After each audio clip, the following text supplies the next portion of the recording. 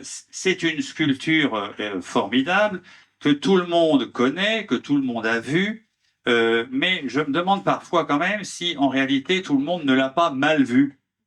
Pourquoi? Eh bien parce que de quoi nous parle-t-elle? Alors qu'est-ce que Michel-Ange veut nous dire à travers cette sculpture? Alors est-ce qu'il veut nous dire, peut-être, première hypothèse, que finalement on passe toujours entre les mains des femmes? Alors on vient au monde par les femmes et on quitte ce monde par les femmes.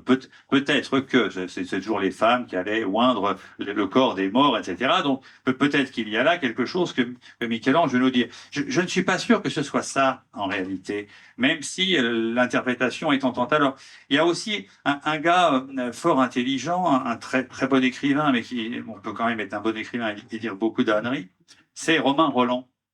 Romain Rolland, qui évidemment, lui, était un communiste averti et engagé, et qui voulait précisément nous faire croire que cette Pietà de Michel-Ange, eh bien, c'était la magnificence de l'art de Michel-Ange qui se rappelait l'art olympien, et il voulait nous faire croire qu'il y avait dans ce tableau la sévérité de l'Olympe.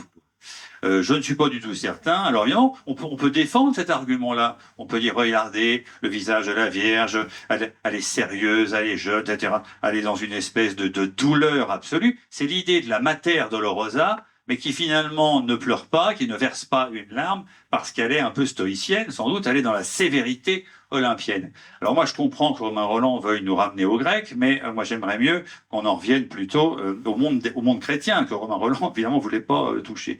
Voilà. Moi, je voudrais qu'on la regarde de plus près, parce que finalement, il me semble que, bien sûr, elle est jeune, bien sûr, elle a l'air d'être sérieuse, mais enfin, est-ce que son visage, c'est la sévérité de l'Olympe? Est-ce qu'elle exprime vraiment la douleur? Ou est-ce qu'il y a fondamentalement autre chose qui est dans cette statue? Moi, il me semble qu'il y a autre chose. En réalité, elle est dans le sérieux, la grâce de la prière, en réalité. Et qu'est-ce qu'elle fait? Et pourquoi elle prie quoi?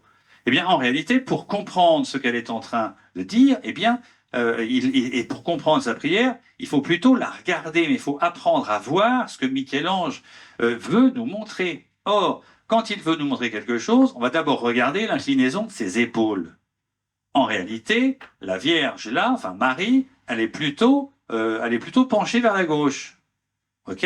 Donc, on pourrait se dire, ah oui, mais c'est parce que on lui a mis dans les bras le corps d'un enfant qui est un peu trop lourd, il est trop grand, etc. Elle sait pas quoi en faire, et donc, voilà. Sauf que, si vraiment elle voulait seulement redresser ce corps trop lourd dans ses bras, elle devrait s'aider de la main gauche, comme ferait n'importe quelle mère qui a une charge un peu trop lourde sur les bras et qui essaie de le remonter parce qu'il est en train de glisser. Et c'est pas du tout ce qu'elle fait. Quand on regarde bien, sa main gauche, non seulement n'entre pas dans le mouvement, mais semble même complètement détachée de ce mouvement. Comme si finalement, elle était en train d'inviter ce corps mort qu'elle a dans les bras à faire quelque chose. Or, à faire quoi? Eh bien, à se lever. Parce que finalement, elle a vu Marie, elle a vu Jésus rappeler Lazare du tombeau, elle a vu Jésus dire Talita Kumi à je sais plus trop quelle petite fille, la fille de Jaïr, etc. Elle a vu la résurrection. Et qu'est-ce qu'elle est en train de faire? Eh bien, elle est en train de dire à son fils, mais lève-toi.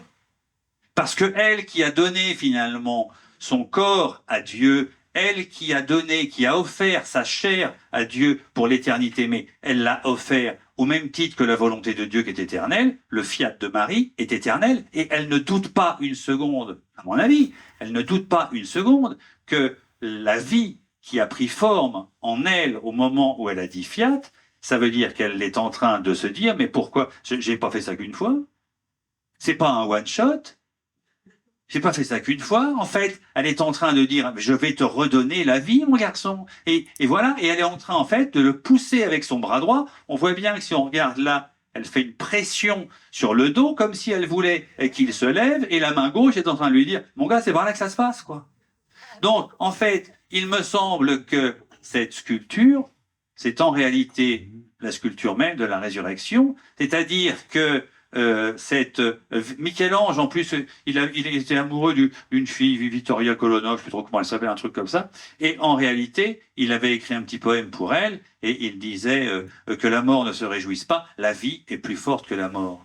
Et il croyait dur comme fer à cette idée-là, Michel-Ange. Ben, je crois qu'il l'a sculptée dans la pierre, et qu'en réalité, la Pietà de Michel-Ange nous offre ce que la pierre roulée du tombeau a soustrait à nos regards. C'est la sculpture même de la résurrection.